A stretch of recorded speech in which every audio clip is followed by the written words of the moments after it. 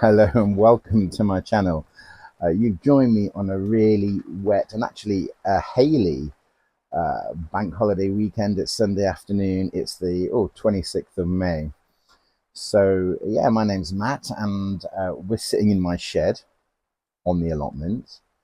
Uh, and I thought I'd make a channel because this is something I'm really loving doing and I'm passionate about. And I don't know, I thought I'd put it out there and see if anyone enjoys it along with me. So we're in Nottinghamshire, UK, uh, end of May, where you'd think it might be lovely and sunny, but no. I'll just see if I can't show you what the weather's actually doing out there right now. And there we go. Not exactly gardening weather, but I've got a few bits and bobs that I can do here in the shed this afternoon, so I won't waste the time that we've got. So yeah, a bit about me. I took on this plot with my partner September last year. It was a neglected plot, it's fair to say, not as bad as some that I've seen, but needed a lot of work to get it up and running. It was very overgrown. I think the previous tenants of this plot took it on in lockdown and then just found that they didn't have time to keep it going when they got back to work, which is a shame because it's a really great plot. There's a greenhouse and this bespoke built shed, which is a really solid structure, bigger than your average shed. I'll show you around. It wasn't finished. It didn't have a door and it wasn't cladded on the outside, but we've done that now, and yeah, we've made the plot pretty functional. I've always been a gardener, I guess, although at home we don't have a big enough garden really to get stuck into.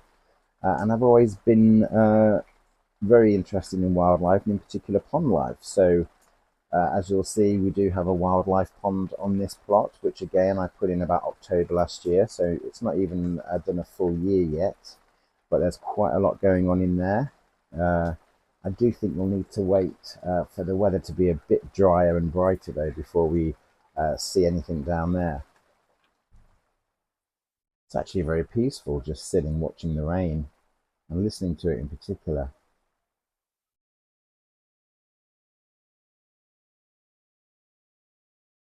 However, I do need to get out there, so it needs to stop. What I've got in mind to do this afternoon is plant out my leeks, which I sowed probably way too early, I think. So I am a bit worried about bolting, but we'll see how that goes. And I've also got some tomatoes that I grew from seed, which do need potting on now. And I think some of those are going to go outside, and some of those in a little blow away inexpensive greenhouse we've got just around the corner. I've actually been to just B&Q this morning actually to get a few bits. I've got some larger pots to plant some of the tomatoes into that are going in the little blowaway greenhouse around the corner. Got some more compost. Got a shower head hose attachment, if you know what I mean. Not a shower head, but you know, one of these things to make watering a bit easier. And I got another packet of cornflower seeds, and I actually think I'm going to sow those this afternoon and see how they do, because I did sow some cornflowers, yeah, late in the autumn and overwintered them in the cold frame. And they are in flower now, but I just wish I'd got more of them because the bees are loving them in particular. And there's not a lot of flower on the plot. There's some on the broad beans, and there's a few calendula that I've put out. There's not a lot of flower to bring the pollinators in at the moment, so I would like some more cornflowers. I think they're really enjoying those. So yeah, I might just crack on with that and see how far we get. So hopefully you can see I've got this little potting station set up here, which is, you know, not very big, but it does for my needs. Now what I've actually lost is my green scoop for the compost, which is annoying. And I also don't know where my trowel is. Uh-huh. I might just need to go hunting for that. Right, found a trowel, but green scoop still missing in action, so we'll make do. And I've got a plastic drum with my compost in just on the floor here. Now, I know a lot of gardeners are very particular about the compost they use for seed sowing and plotting on, and different compost for this and different compost for that. And I've got to say, I'm not too precious about it. This is it was branded as a vegetable growing compost, but I'll generally just get what's on the best deal, if I'm honest, when I'm in a garden centre. I just think everything's got two chances. It will either grow or it won't. So this is a peat-free base, quite coarse. So when I'm sowing seeds, I will try and break out some of the bigger lumps just to make it a little finer. And then I think I will sow these cornflowers in a seed tray rather than modules or pots. Let's see what we've got here.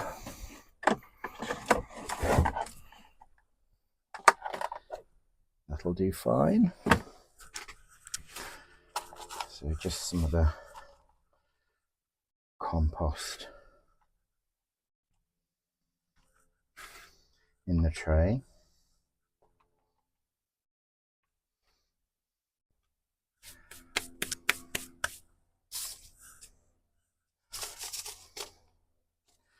So it says sow March, April, May, so I'm just at the end of that window really. So we might get some flowers later in the summer. If not, well, haven't lost much, just the cost of a packet of seeds. Now that's come with a handy little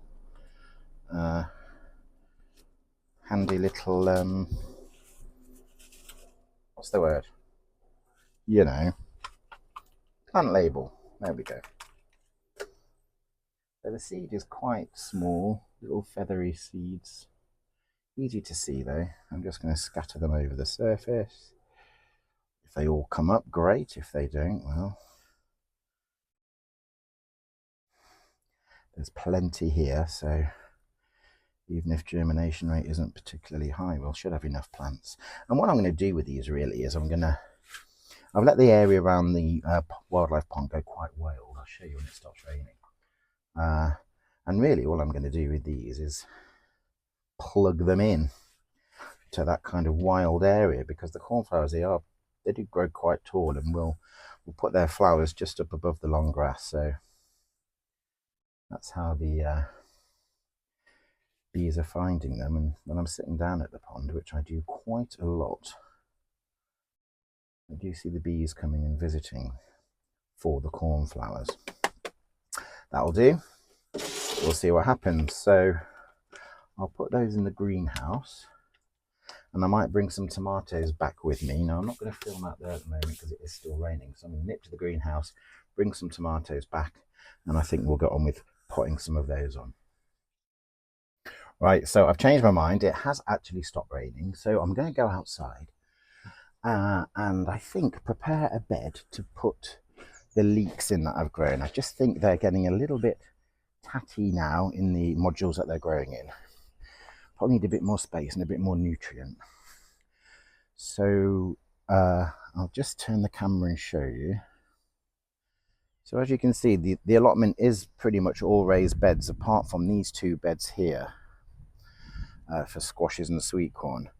And that's because it is such a wet plot. Now, if I'll just show you along the paths here where we've just had a pretty bad hailstorm actually, but you can see already, I mean, it has been raining all day to be fair, but you can see where there's sitting water.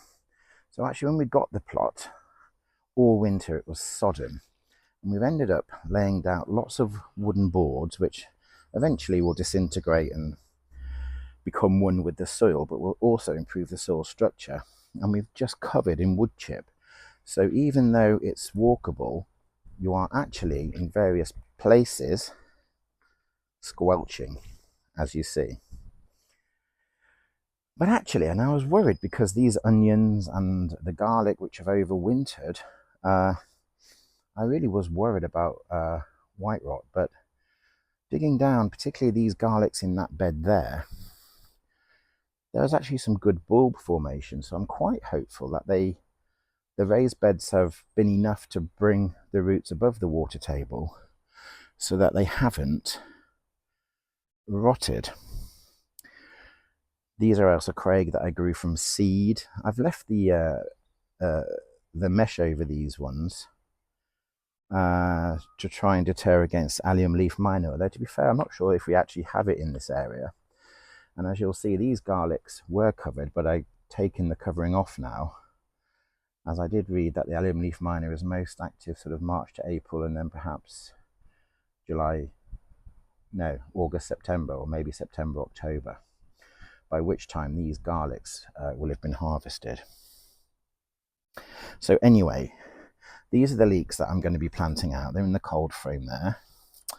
If I just come around the sweet peas here, you see they're looking very tatty at the moment, perhaps failing to thrive a little bit. So I thought I'd get them out and just see what happens with them. So let's get on with clearing that bed. I need to fill it up with a bit more compost, and then we'll get the leeks out. I've just got a pile of ground pegs here, which I use for pegging down the nettings. So I'll just clear those out of the way.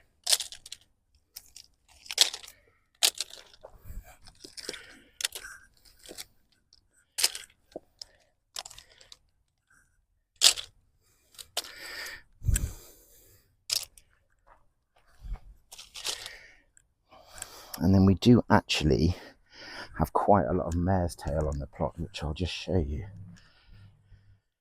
So here we do have the dreaded mare's tail, or horse tail as I think it's more correctly known, and also a bit of bindweed there. Now, we're not too troubled with bindweed on this plot, but mare's tail is just coming up everywhere. And I think because the plot was neglected for at least a whole season, if not more. You can see it's coming up through the path there as well. So I am going to go and get my trowel and try and get as much root as I can out of there before topping this bed up with compost and that one there, and getting those leeks out. So it is starting to rain again, and I don't know how much of this I'll actually get done today, but we'll give it a go anyway. So this is couch grass.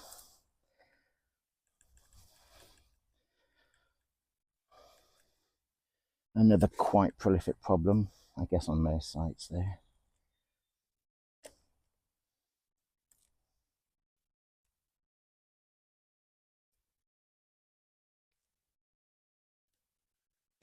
There's a little nettle there. I'll use my trowel for that. Ouch, and it got me. I mean, this will be an ongoing battle with this mare's tail, because I'm finding it is really difficult to try and get all of the root out. But at least when it has been raining, the ground is quite soft and you can get quite a bit of it out. But there's always going to be enough left to regrow.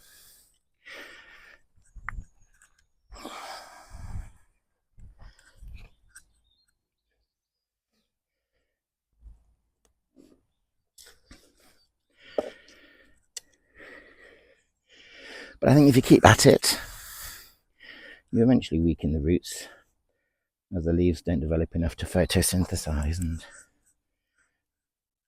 I think it will hopefully lose its vigor over time, but it might take a few years, I suspect, before we're in that position.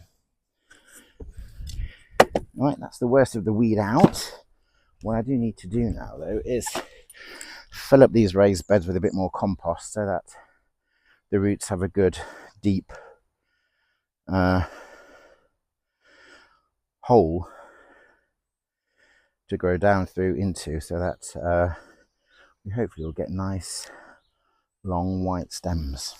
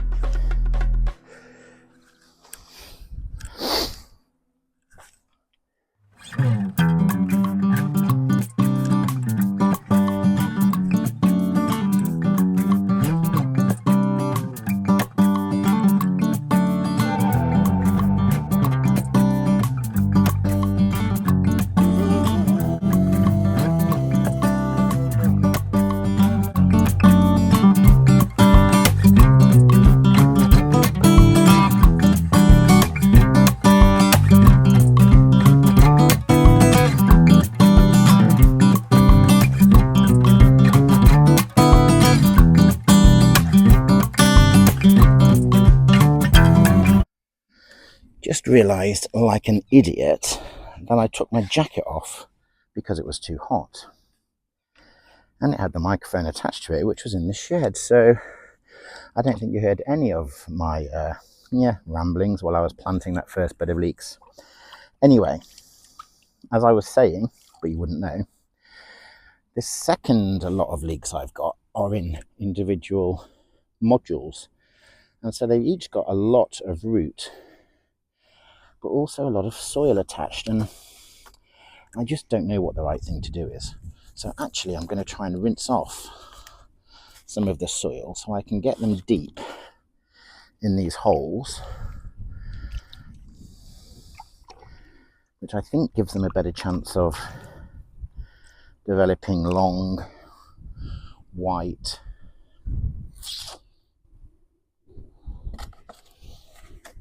stalks, which are the nice bits to eat, although you can obviously eat the green bits as well. So anyway, we'll see how they go. I don't know if I've done the right thing, but we'll see.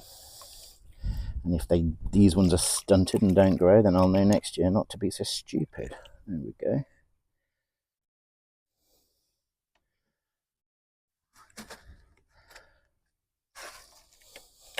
Oops.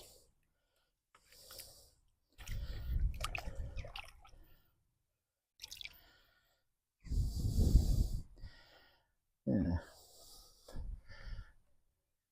They do look a perfect spring onion size at the moment. I suppose you could use them as such if you wanted to. But I do like a nice leek sauce with some lamb, or just as a roasted veg.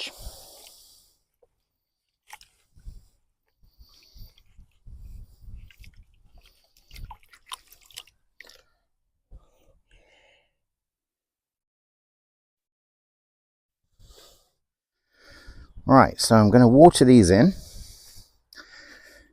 and leave them to it. I'm just watering in the holes without filling the holes in, as I've seen done before.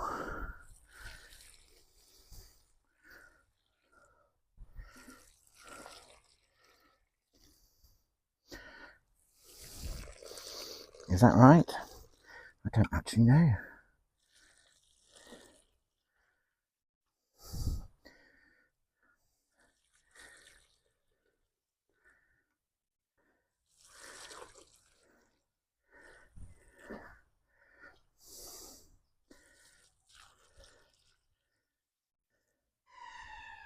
Right, so the leeks are in their holes and watered, so we will see what happens there.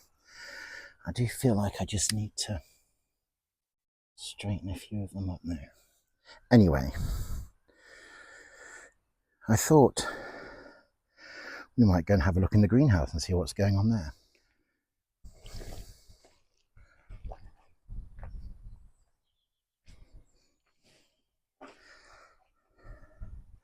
So here we are in the greenhouse, which I just love having. I had one when I was a little kid, and as I've said, we've got a little blowaway around the corner here. Well, I had a blowaway when I was a kid and it blew away. So we have here some purple sprouting broccoli, which I sowed from seed, I guess 6 to 8 weeks ago. I'm a bit rubbish at putting dates in things. And so there's those. Now they do need to go out. They're in small pots, and I don't really want to have to pot them on into larger pots. I actually need a good water before I go. I just haven't yet really decided where they're going to go. I was hoping that I could put them in an onion and garlic bed when it's finished, but I'm not sure they're going to wait that long. That'll be another month to 6 weeks before those beds are vacated. We will see. Here we have some pumpkins that are just a little bit too small to go out because they need to be a bit more robust, I think, otherwise they will definitely get slugged. Here we have a tomato, this is a money maker, I think. Yeah, it's the only money maker which actually germinated. Over here we've got chilies. We have Ooh, I can't remember. Two of these were packets of seeds with free with a gardening magazine. We have Hungarian hot wax. I think maybe these ones at the front here are Hungarian hot wax. These are I think Zimbabwe black, the ones with the darker leaves. And then I can't for the life of me remember what they are. And of course I did label them, but clearly used the wrong pen because there's nothing remaining on the labels. Some more tomatoes here. These are all Roma tomatoes, which I thought we'd give a go for cooking tomatoes. They again need potting on and planting out. These are Sun Gold, which are a beautifully sweet little orange cherry tomato, which I thought were the best cherry tomato, but I saw Hugh Richards on his channel advocating honeycomb. So here we have some honeycomb. I'm going to give those a try. While we're down here, a little rubber tree that I bought from the house down here for the summer. I've got some little gem lettuce, but the main star of this bed are going to be these aubergines. 1, 2, 3 and 4, which I grew from seed. Here are some carrots that I did grow in the greenhouse, and we've actually had a few harvests of these. They're a decent size early carrot. Again, some more little gem put in here just because I didn't know what to do with them.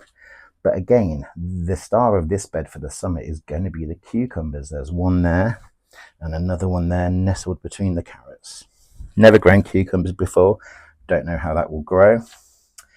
This is a lemon tree I bought last year.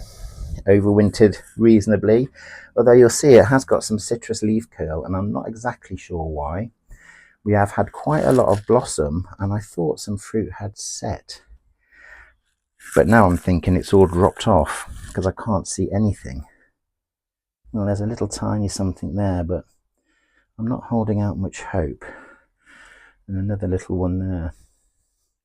We shall see. Some calendula which need to go out. And these are some red sweet pepper. I think they're called Big Ben. Now, I'm not sure about these. I've never grown them before. There's a nice pepper coming there, but I thought the plants ought to have been bigger than this. Yeah, they all need watering again, actually. Some African marigolds, some nasturtiums, and some dahlias, which even in pots in the greenhouse have pretty much all been slugged. It's actually too hot to stay in the greenhouse now because, oh, that's better. I am breaking out a bit of a sweat. So while we're out here, I'll turn the camera around and give you a bit of a plot tour, and you can see what we've been up to since moving in. So this wooden structure here you see is a pergola, which we built for the purpose of growing grapevines up it. And you'll see we actually put a grapevine at each corner. And while we're happy to have the grapevines, we're now considering whether we can perhaps pitch the roof somehow and turn it into some sort of bespoke polytunnel. Don't know. We're still thinking on that. Here's a little blow-up greenhouse I said we'd put up. I am going to actually try and secure that to the shed so it doesn't perhaps blow away quite so early or quite so soon, and because I want to put my tomatoes in there. And actually that would also be quite a useful spot to dry off and cure the onions and garlic when they're lifted. This is a apricot tree. It did blossom, but there's no fruit, but it is its first year here. This is a peach tree, which did flower and has now completely died. Not sure what's going on there. Clearly we need to tidy up the grass and the weeds here, but there is, if you can see amongst the grass there, a fig tree that we've planted, and there is a conference pear. You'll see the plot is surrounded by hedging and an awful lot of brambles, so I'm hopeful that we'll have some decent blackberries come late summer, early autumn. Now, we haven't actually been very successful with the fruit trees because this was a cherry which died almost as soon as it opened its leaf buds. This is my strawberry patch, looking pretty good, I have to say. I have netted it and I've put strawberries down, which seems to be doing the trick. There's not that much weed coming through, and there are some pretty hearty strawberries coming.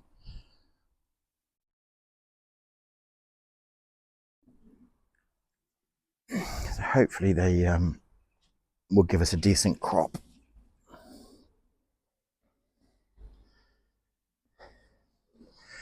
I've got some potato buckets here. These are main crop Cara. And this is a red apple tree that was on the plot when we moved in. It seems to be doing all right. It did blossom. Again, though, I'm not really seeing any apples set. And again, I wonder whether it's just because it's been so wet. I don't really know. Onions and garlic. These onions are looking pretty good, I have to say. These are autumn planted sets. I can't remember the name of them. They were the sort of the sets that are everywhere in autumn, in all the garden centres. The pretty most common popular one. As you can see though, the slugs are eating my alliums. Another one there I can see. And I'm a bit rubbish because I can't just hold these slugs and then kill them. I'll go and put them at the back of the plot, and of course they'll make their way down again.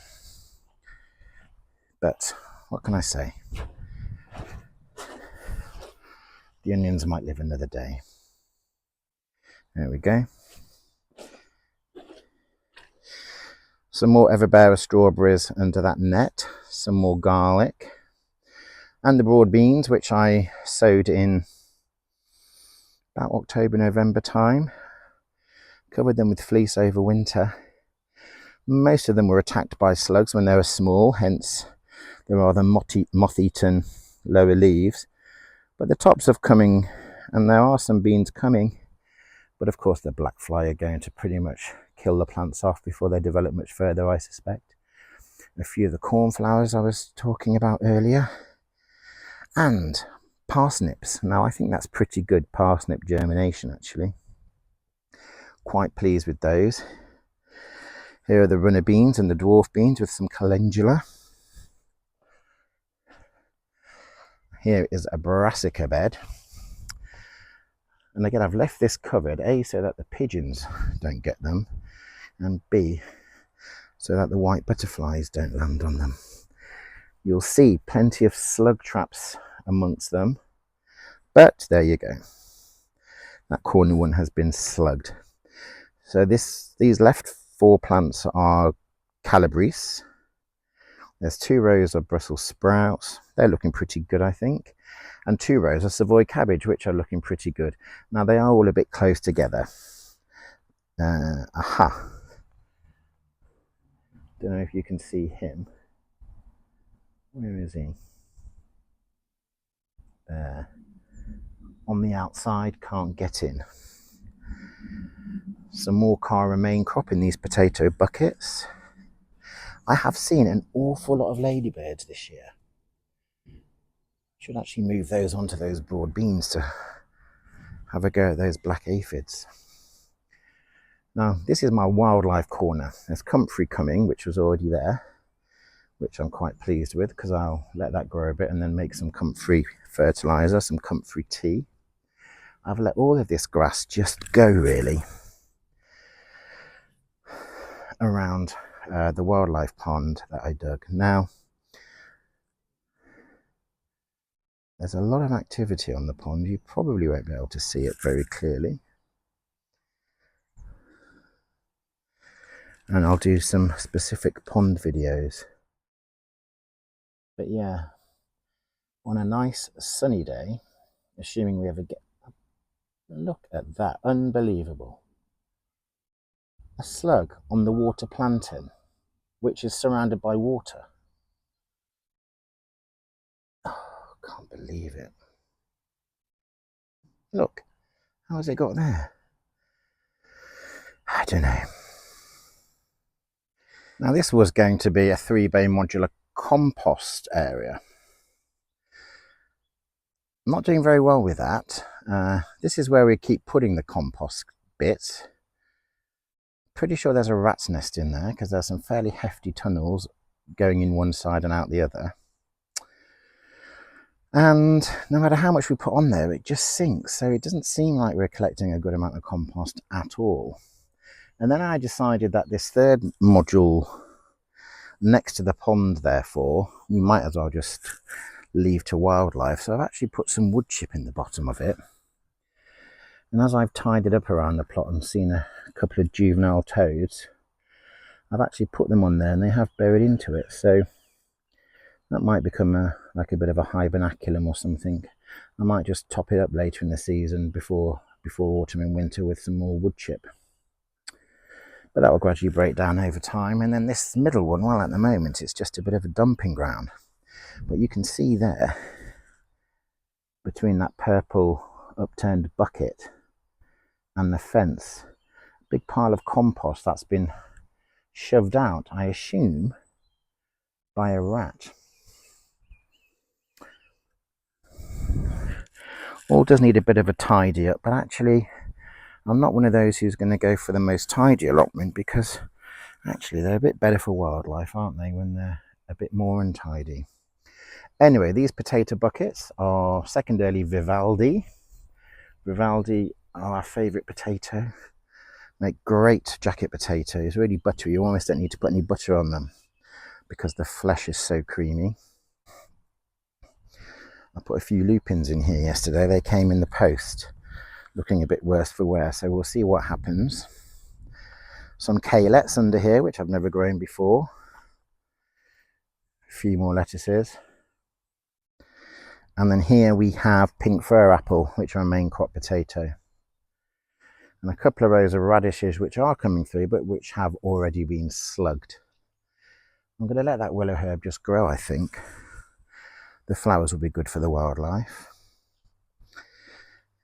And as I said, these are onions that I grew from seed. Bedfordshire Champion, I think, those ones. These ones are Elsa Craig. A lot of them have been slugged. These are Red Baron. The bigger ones you see are sets, which I put them in the spring. The smaller ones are seed, which I planted around a Christmas time.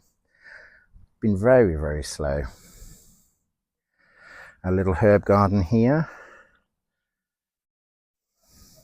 Some sweet peas, which have been slow to get going, but I think are just about to take off. And then here is the cold frame, which I've just got some fuchsia standing in there at the moment. And then these strawberries and these planters in front of the cold frame are supposed to be a giant strawberry, as in huge juicy fruits. Now, they've only got a few flowers on and don't seem to be doing anything like as well as the other strawberries on the plot, but I suspect it's because they are in containers rather than in the ground. So next year I might have to just plant them out and give them a better chance. So I think that's it for today. This is the first video of my channel and my plot, but hopefully we'll get something to eat out of this land and maybe have some fun along the way. See you next time.